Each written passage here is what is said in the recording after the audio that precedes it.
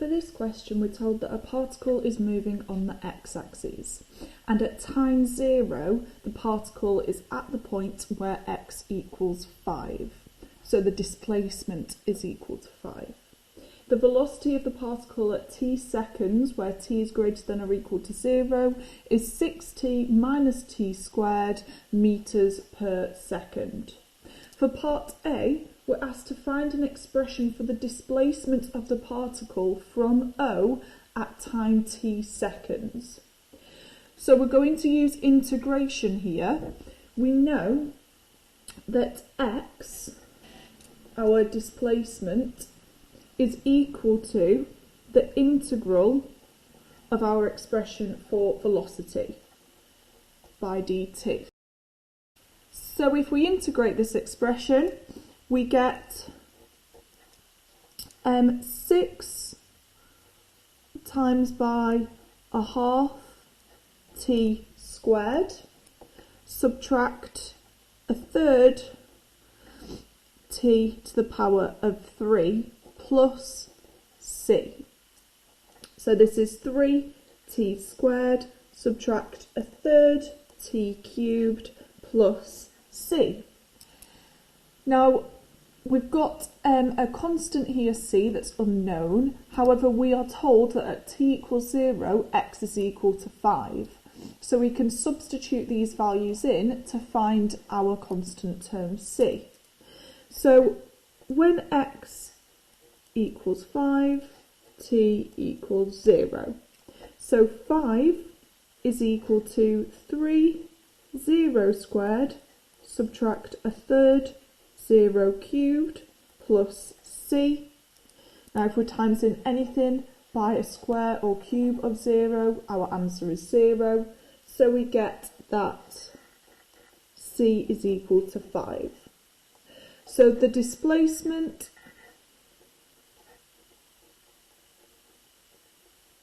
of the particle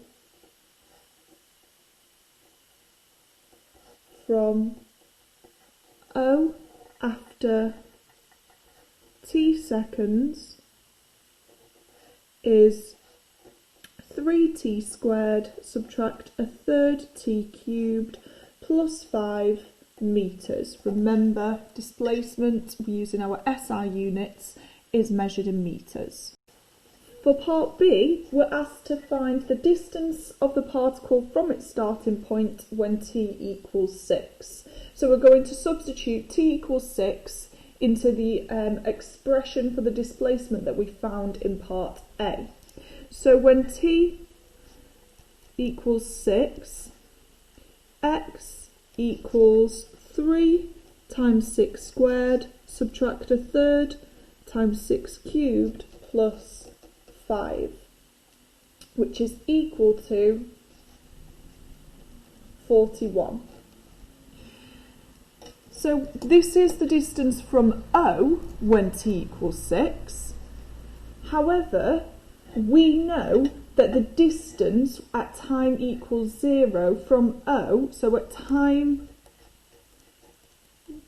0, we know that x, the distance from O, is 5 meters.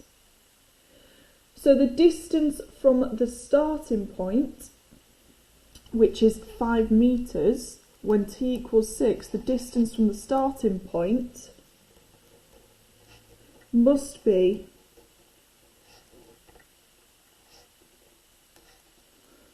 41 subtract 5.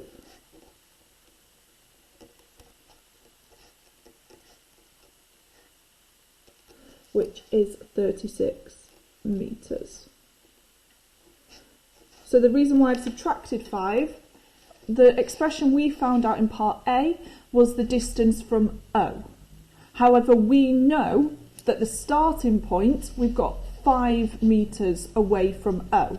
So if we're 5 meters away from O at t equals 0, and we are 41 meters away from O at t equals 6, then at t equals 6, we're 36 meters away from our starting point, which was 5 meters. For our second example, we are told that a particle travels in a straight line After t seconds, its velocity is given by v equals 5 minus 3t squared, where t is greater than or equal to 0. Now we are asked to find the distance travelled by the particle in the 3rd second of its motion. So we're going to integrate our expression for v, and in that 3rd second of motion, that means we're looking at the distance travelled between its 2nd and 3rd second. So between t equals 3 and t equals 2. That's why we have that 3rd second. So from 0 to 1 is our 1st second, 1 to 2 is our 2nd second, 2 to 3 is our 3rd second. And we're integrating our expression of v. Now remember the work we've done on integration. We know that when we integrate between two values, calculating a definite integral, we are looking at the area underneath a curve. Now if that area goes below the below the x-axis, we're going to get a negative value.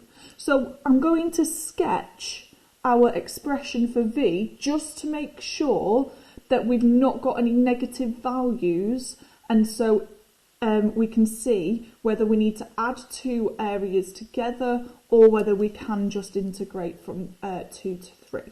So if we've got v equals 5 minus 3t squared. So this is a quadratic equation, so it's going to be of a quadratic graph, and we need to find where its roots are. So I'm going to just rewrite that as negative 3t squared plus 5, and I'm going to use the quadratic formula to locate the roots of this quadratic. So I know that the y-intercept is 5, but if we do, if we set that equal to 0, we know that t is equal to, so our roots are equal to minus b, which we haven't got here, so 0 plus or minus the square root of b squared minus 4ac, again b is 0, so we're doing minus 4 times minus 3 times 5, and we're dividing that all by 2a, so 2 times minus 6. So this is equal to plus or minus the square root of 60 all over negative 12. So root 60, that's equal to 2 root 15. We're divided by negative 12. So we've got two values. First one, we've got negative 15 over 6, which is negative 0.645 to 3 significant figures. And then we've also got the negative version of 2 root 15 divided by negative 12. And we've got positive root 15 over 6, which is equal to 0.645 to 3 significant figures.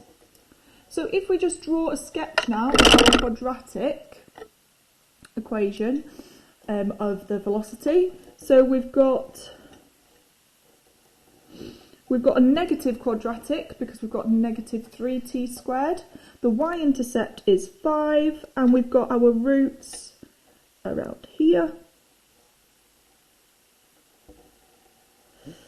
So here is our value of 0.645 and negative 0.645. We want to integrate our quadratic between the values 2 and 3. So I know it's not the most accurate drawing, but let's say 2 is here and 3 is here, and the quadratic carries on. We would be finding this area here. So we're going to get a negative area, but we haven't got an area that's positive and an area that's negative. All of the area we're going to find is negative, so we can just calculate this definite integral and then take the positive value.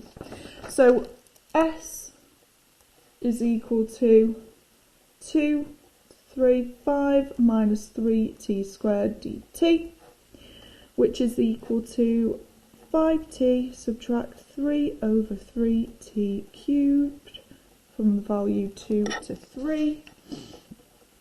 So we've got 5t subtract t cubed and our limits of 2 and 3. So we're going to first of all substitute 3 in. So we've got 5 multiplied by 3, subtract 3 cubed, and then we're subtracting the value of this expression when t equals 2. 5 times 2, subtract 2 cubed. So 5 times 3 is 15. 3 cubed is 27. We're subtracting 10, and then we are adding 2 cubed. So we're adding 8, and we get an answer of negative 14. So the distance travelled in that third second is 14 metres.